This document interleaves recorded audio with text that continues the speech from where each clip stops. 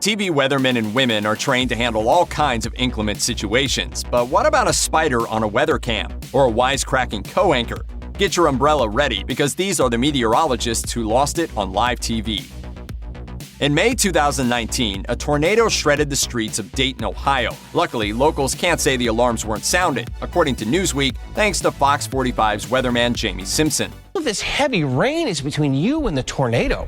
But not everyone was happy about it. Simpson's live report, made several hours before the tornadoes rushed through, cut in on an airing of The Bachelorette. I was just checking social media. We have viewers complaining already. Just go back to the show. No, we're not going back to the show, folks. Rather than ignore the social media fire, Simpson flipped out. I'm sick and tired of people complaining about this. Our job here is to keep people safe, and that is what we're going to do. The tornado ended up claiming 1 life, destroying a large part of central Ohio and injuring 12, according to Today. When Simpson's clip went viral, Dayton locals praised him for his dedication. Some of you complain that this is all about my ego. Stop. Okay, just stop right now. It's not. Back in 2005, CNN weather reporter Chad Myers was explaining the situation surrounding Hurricane Katrina. But when anchor Carol Costello kept asking him to speak in words the average viewer could understand, Myers hulked out. Chad, Let me talk, Carol. Translate that for us. Evidently, Myers didn't like the situation. Well, if you would let me talk. By the end, Myers smiled and claimed that he was just having fun, but it sure didn't look like it. All right. Carol. Thank you, Chad. All right, just having fun with you this morning. A lot of people find the mere sight of a spider too much to bear, including Global News meteorologist Kristi Gordon, who freaked out on live TV when a giant arachnid was projected right over her head. Oh my gosh, that was creepy. As you can imagine, her coworkers erupted in hysterical delight. Come on. No, I hate it. I can't stand it. Although she was clearly a good sport, it took her a moment to shake off the heebie-jeebies. Okay. Oh my gosh. Okay. Seriously? I'm so sorry.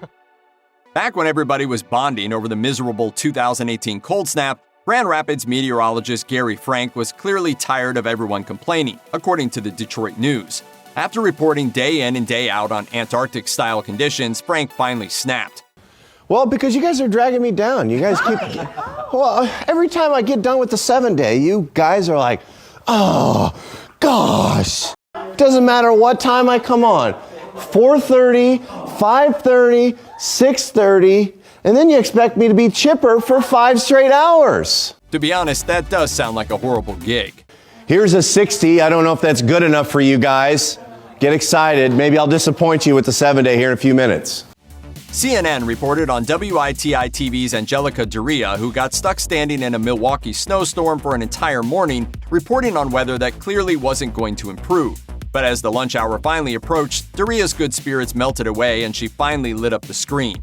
I have been here since, 3:30 this morning. I'm exhausted. I've run out of things to say. It is snowing and it sucks here.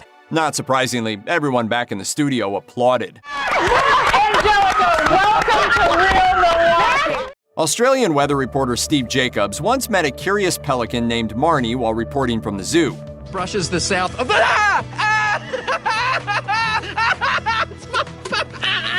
You love it. To be fair to Marnie, the pelican's pecking attack seemed more playful than aggressive, but that didn't make it any less hilarious. I'm mentally scarred. Even Jacobs couldn't stop laughing. Oh dear. I gotta sit down. Woo, when animals attack, there's a beauty never expected. My butt taken off by pelican. In 2017, Fox 2 weather reporter Derek Kevra got so infuriated by people who didn't properly clean the snow off their cars that he filmed an entire sequence explaining how to do it.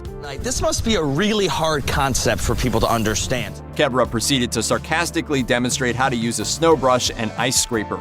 You're going to begin with a generic left to right swipe. Then, a couple inches below that, you'll swipe back. And it's this scientific swiping motion that you will use not only on the sides, but the back and all the way around 360 degrees. The raging fury is so clear that it paints a magnificent portrait of what happens when you finally push a weatherman too far. Now I know, it seems like a lot, but I promise, if you follow those simple steps, you too will be able to clear the snow off of your car. If you're Boston's Weather Channel meteorologist James Cantore, the most glorious weather phenomenon of all is when lightning strikes during a snowstorm. During a televised segment in 2015, Cantore got so psyched about this bizarre phenomenon that he screamed, "Oh yes! Yes! Yes! We got it, baby!" According to the Washington Post, Cantore is well known throughout the weather community for his passion for so-called thunder snow. Cantore told the Boston Globe it's, quote, kind of like two seasons coming together. "We got it! Yes! Listen to that! Listen to that! Oh, baby!" For his sake and the sake of his fans, hopefully another rocking thunder snow happens again soon. Back in 2010, according to the BBC, weatherman Tomasz Schafernaker got caught in a rather awkward snafu when cameras switched over a second too fast, revealing him brandishing a prominent middle finger. Correct and pride, all the detail you could possibly want. I've just seen Tomasz Schafernaker preparing for it, so I'm not entirely...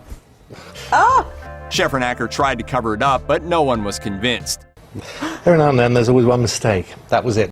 A spokesman for the BBC quickly issued an apology, but this wasn't the first time that Schafernaker's sense of humor got him into trouble. He previously had to apologize for calling a region, quote, Nowheresville during a 2007 segment. And in 2009, he accidentally mispronounced the phrase muddy sight as a swear word.